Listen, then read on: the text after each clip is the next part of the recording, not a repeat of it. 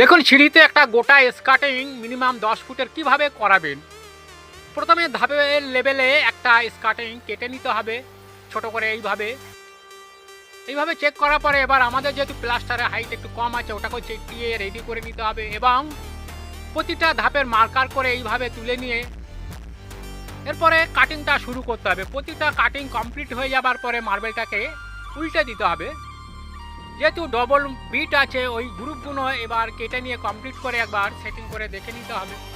আমাদের সেটিংটা হয়ে গেল।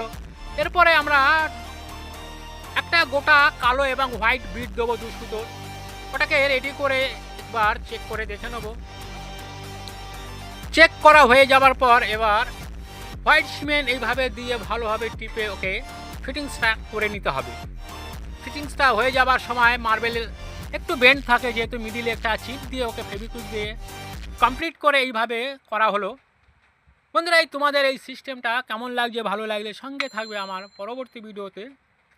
আজকের মতো এইটুকুই, সবাইকে ধন্যবাদ।